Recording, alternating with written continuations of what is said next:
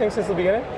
Reptile shows? Well, this show in particular? Oh yeah. And the one before that, the promoter. I've been doing the San Diego, LA reptile shows for almost 23 years. Nice. So I've been, it was IRBA before this, and there was a couple of guys in between that did a couple of years, and then Rami, 10 years plus probably. Nice, man. So we do them all over the U.S. So okay.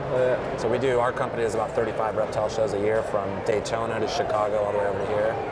Yours was definitely one of the first names I saw when I moved back to the mainland. I was looking at like videos and whatnot, and saw the triple. It's a well-known reptile. Yeah, we're one of the few that branch out into like every segment. So you got a lot of people that are real specific to ball pythons or real specific to one thing. We kind of do every animal category, and then the equipment for every animal category. So we're, where people are like really, really involved in one animal type, we carry all the supplies for that one animal type, and then all the supplies for another animal type, and now our supply inventory is about 6,500 products. So. Do you have just like one physical store? I'm not aware of the store. Do you have a store, physical, like one main place, or do you have multiple stores? So currently we have 4 retail stores here in Southern California. We have 2 stores in Nevada, in the Las Vegas area. We have a breeding facility in San Diego, as well as an online warehouse for products. And we also do wholesale out of another building. So we have 3 warehouses and 4 retail stores here in Southern California. Nice, man. Well, how did you get into keeping? I've been into reptile keeping. I worked at a reptile company previous to starting Triple L about 23 years ago. I kind of fell into the industry a little later than, in terms of you get a lot of stories of, I've been flipping rocks looking for reptiles since I was a kid. I was a little more like teenager, where finally my parents succumbed to the pressure and, hey, you can have one animal. And I got into leopard geckos and some chameleons at the time. And a year later, I got a job at a reptile company. 2.5 years later, I opened an online company and a retail store 20 years ago. And ever since then, I've been so obsessed with it that I'm really involved in all the animal categories. I'm really big into chameleons and arrow frogs. It's really kind of my biggest interest. But it can be a bug, it can be a snake. I'm into morphology, I'm into wild types, I'm into field herping. I'm kind of like all over the place. So. What do you attribute to Triple L being like as big as it is, as successful and big as it is? Because again, for me, that's what I see it as. It's a known name. I think, for me, I'm passionate about what I do, and I think the people that work for Triple L are equally as passionate, and some, to be honest with you, maybe even more in their the animals they're interested in. And I think we as a company have just created an environment where people feed off of each other, and it's not only, everyone likes to say companies are family, and we're family. We're a very close-knit group of people. But more so than that, I think the energy of just this industry growing and evolving, and people's individual interest in being involved in it, and we've kind of encapsulated that at the company. And we give a lot of freedom as a company. The reason we carry so many products is because I have people that work for us, they may really be into certain kinds of products or certain kinds of calcium or field herping, and I'm like, I better carry it all, right? Because if this guy really likes that snake hook, we're gonna have to carry that snake hook. And next thing you know, your staff grows and your interest grows, and you build this great empire of people. But really, the foundation of our company is really the people that work there know so much. I mean, if you were to add up collectively the amount of hours and years of the 49 people that work for us currently, I mean, you're looking at 2 lifetimes of knowledge. So it's an incredible source of information. That's awesome, dude. That's really awesome. And I owe you guys a bag of zip ties. You really came to my rescue yesterday on no Saturday, problem. man. When you have a booth like we do, you kind of, I'll do shows in states that I fly to, and people come up to me like, hey, do you have a skill saw we can borrow? I'm like, okay, we're prepared, I get it. But we're not that prepared, so anytime, that's what I was like, I got a couple zip ties. Next thing I know, I'm like, yeah, no problem. But we wouldn't have this nice thing to sit. Well, I'm glad we were able to contribute. So. Yeah, that's awesome, man. What do you see as what do you see going forward with Triple L?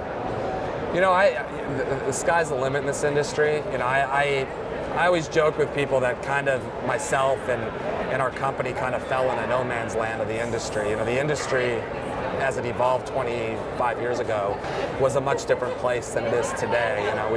The animals that you had then, they're common. We used to, oh my gosh, chameleons are so tough, and now veiled chameleons are probably one of your, top 10 most popular chameleons out there. and the equipment. You know, it was a silver clip lamp from a hardware store 20 years ago. Today, there's 48 varieties with dimmers. So, you know, I'm really excited to see where the technology and the equipment and the amount of money that's coming in to innovate. And, you know, even companies like here, Freedom Breeder, you know, creating habitat systems and beddings and things that are so animal specific that are pushing that envelope of what people can do and just broadening our base. So, you know, so if you look at like 20 years ago, where we are today it's incredible. I mean, just walking past the ball python table, 5,600 morphs on record now. It's absolutely mind-boggling to think. And what are we going to bring that to? 10,000? And you know, animals like chameleons, at one time we didn't breed at all. Now we're starting to really get a lot of energy, and people are starting to really produce those as well. So for LLL, I think we see in the last 5 years just nothing but growth. You know, this show, you know, this super show is a good indication of, you look at all the kids and all the youth in here, and this is where it's at. I mean, this is the first time that in the industry that I've seen where we're now seeing dads like me that were the oddities 20 years ago. I want to get a reptile. I sold it off, and now I'm 35 and 40, and I want to live it again through my kid. And we're starting to see that, and that's where I see it's just going to explode. And there's so much passion in this. It's just cool. It's really cool. Yeah, man, it's awesome. I'm going to go the hard left turn. Do heat rocks still exist? They do. They do? Yeah. No kidding. Yeah, you know what? It's funny you bring that up, because one of the things we always talk as a company is, you know, we spend a lot of time making sure what we sell has a place and it's a positive experience for an animal. It's the right thing. And you know, you go online and sand gets demonized a lot, hot rocks get demonized a lot. And I think, unfortunately, a lot of time when you're searching out information, you're looking at 2004. You know, some of the modernization of these products moving forward, where we are today, you know, look at a rack system, what it was 20 years ago. You know, these melamine wood systems with horrible heat tape and a bad thermostat, and now you've got these galvanized, powder-coated, beautiful. So I think the technology now is catching up, and hot rocks are one of those. They have a place. You know, there are a lot of new features that they put in them, but you know, the heat pads and things now have kind of taken that place. Makes sense. Makes sense. Well, you got an animal on your lap there. Can we check that out? I brought a couple of unique animals. One of them I brought here. This is a panther chameleon here from Madagascar. Very, very pretty animal. And another really cool, unique animal that I have here at the show today. This is a green tree monitor from Indonesia. Super cool. You can see tree monitor. I mean, look at that tail. Yeah. A lot of times they'll even try to get a wrap. That is a long tail, man. But just, you know, one of the fascinations with these animals, look at the colors on these two animals. It's just, you know, you can't duplicate something like this. It's just amazing. And this is a full-size one. These guys are, you know, typically found in trees in tropical environments. And, you know, at one time, this was, again, one of those animals you didn't see a lot of. You know, it was kind of considered rare and really unique, and not a lot of people had luck with them. And now with some of the caging that we have and the humidity technologies we have with spraying and humidity systems, there's a lot of keepers that are captive breeding these now. So, super cool. Super cool, man.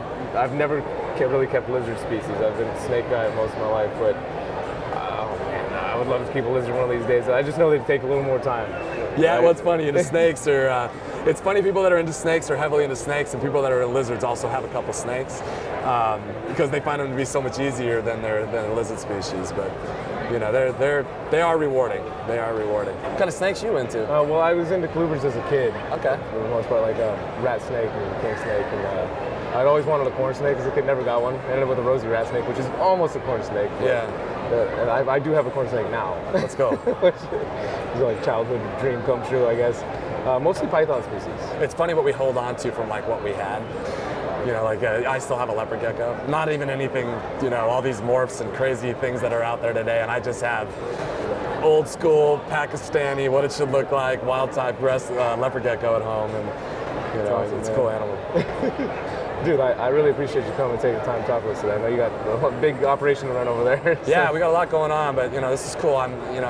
Thanks for spending the time with us too. And if anyone's here at the show, come by, check us out. We're down to take animals out and talk about things in all of our stores here locally. You know, I tell people all the time, use us. We're a free zoo. You know, come down, check out what we got. You'll get hooked and get into this industry. Industry is really, really cool. So awesome, man. Right on, man. Thank you, man. Have a great day. You too, bro. Appreciate it. Yeah, thank you. You. Thank you, Loren, for doing the show. There is going to be a link in the description where you can find Triple L's information. Next week, we're going to be having on my buddy Dan Maleri, who has become a Triple B staple when we're doing these Pomona interviews. And it's one of the best interviews of the whole bunch, I think. It's not just my opinion, it's a fact. Until then, you've been watching Triple B TV. Make sure you tune in next week. Oh, and y'all take care.